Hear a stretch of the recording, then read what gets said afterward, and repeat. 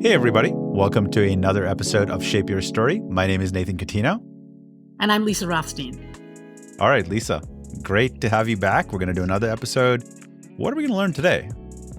Well, we've already gone through character and some concepts with circles and squares. So if anybody's missed any of those episodes, please go back and take a look at them because that'll help you with today.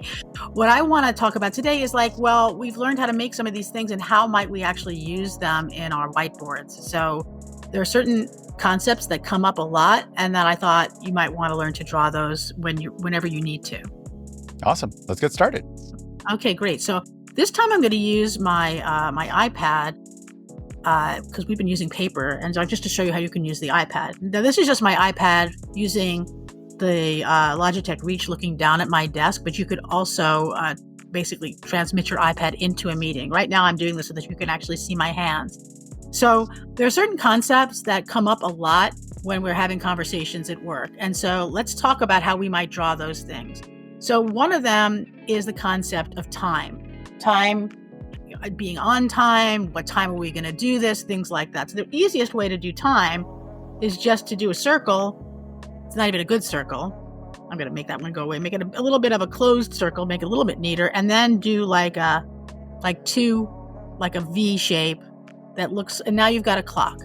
So right away, you've got something that represents time. And that's really all you need to do. You do not need to do the little dots around the thing. You could if you wanted to, but again, then you're starting to add detail that starts to make this like, well, that's just a pretty bad drawing of a clock. I don't really want people to think that. So I'm going to take those dots away. That is the first thing I would have done is put notches for all the hours. So I know, but doesn't this say time to you without any of that stuff? It gets the job done.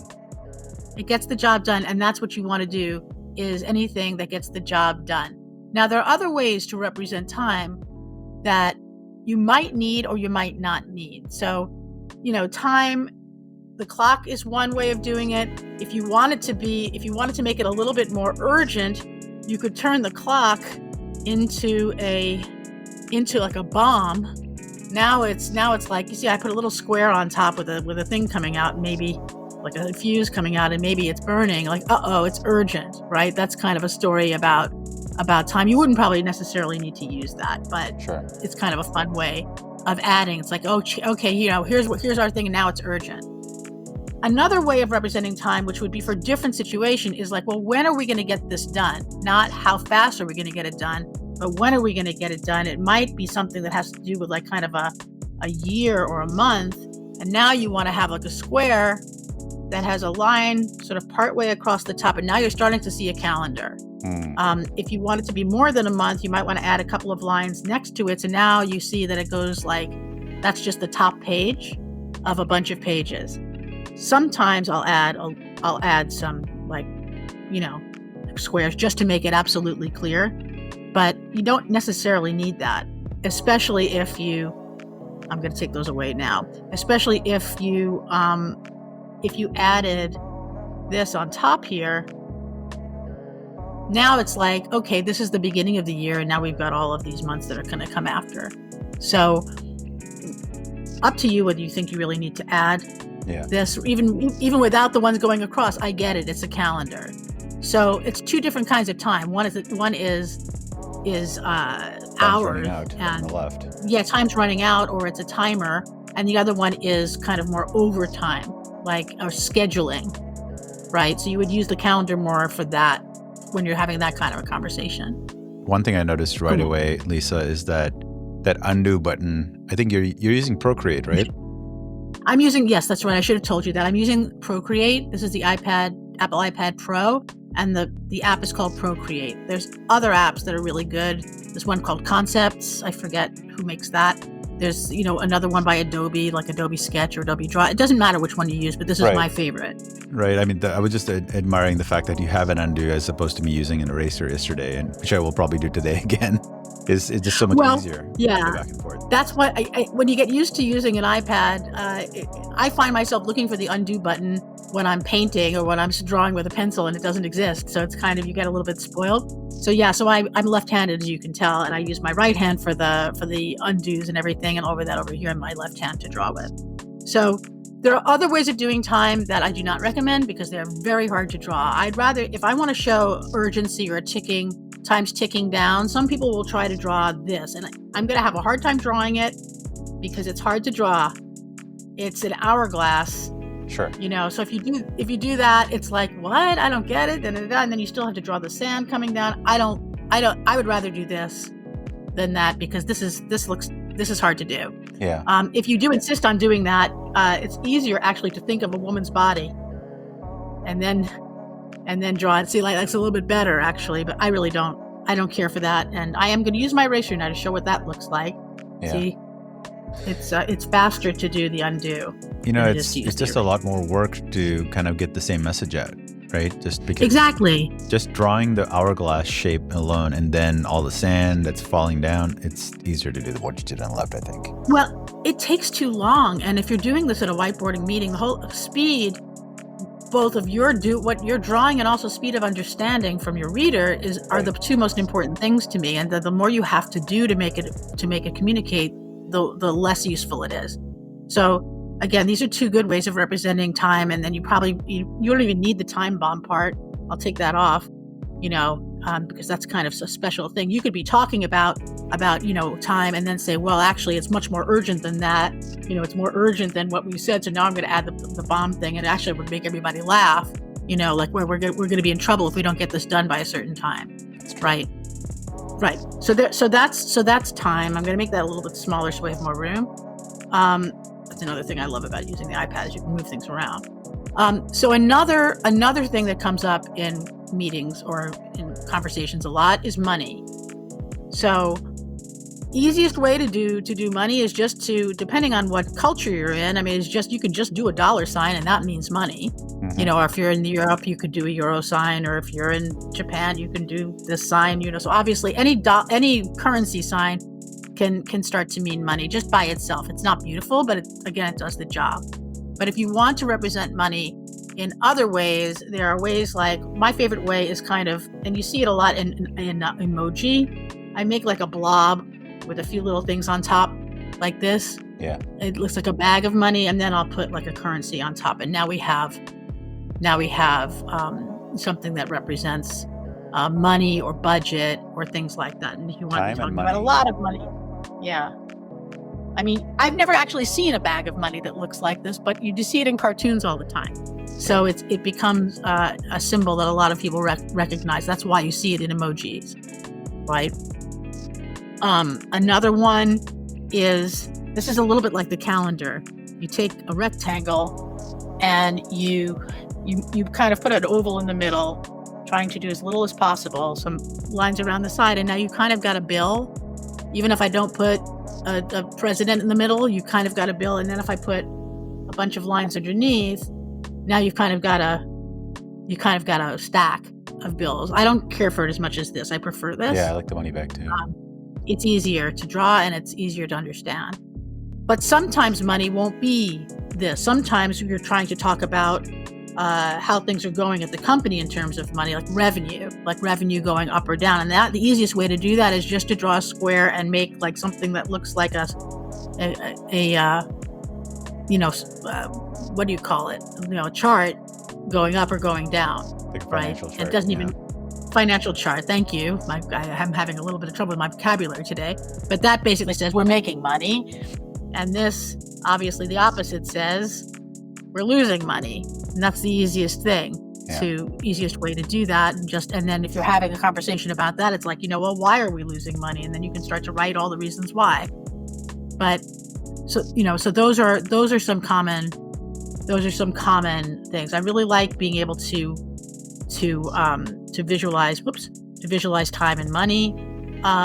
Other problems that you'll often have when you're having conversations is problems having to do with people. So we already know how to draw two different ways to draw people. If you haven't seen those videos, please go back and look.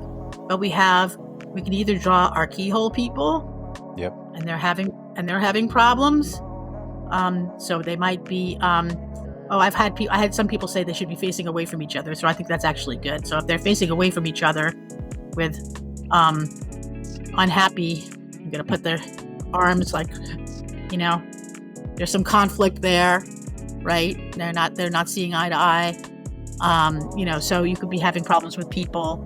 You could be having, if I wanted to do the star people, I could be having problems with people. I don't have their hands going up, so they're not happy.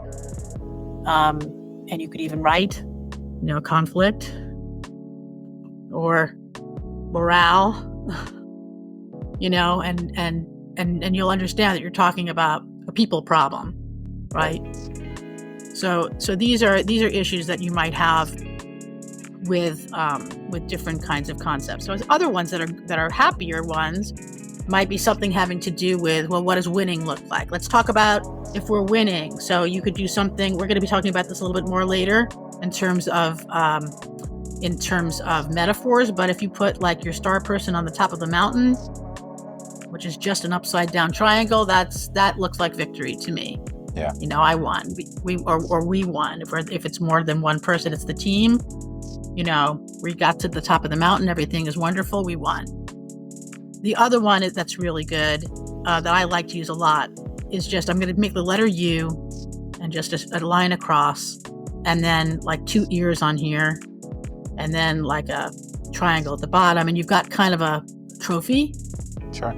Especially if you put lines coming out, you can make it and you can make it, you can make it more elaborate and you can see the inside and add some dimension and stuff. But you really, again, it doesn't really communicate any better. I'm going to undo those. It doesn't really communicate any better than this, right? Because you understand the shape, right? And then you can write anything in here that you want, like what did we win, or why is that good, or why is this a victory for us, right? Yeah, top sales trophy, that kind of stuff. Right, exactly. You could. That's exactly right. If you wrote sales in here, that means we won, winning sales. My handwriting is not so great today, but you get it. Yeah, and so there are other things that you can do that could also be considered what they call containers, that you see a lot in cartoons. So if you're talking about thinking, you can always draw a cloud with some circles coming out, and that represents thought. You don't even have to have the person thinking. You understand that this is thinking. Everyone knows the universal symbol for having an idea, which is usually a light bulb. So that can sometimes be a little bit hard to draw, but if you just do a straight line, like two straight lines, and then kind of a partial circle, it's a little bit like the keyhole thing. Yeah. And then a couple of lines, and then the letter M. Oh. Now I just do a tall letter M.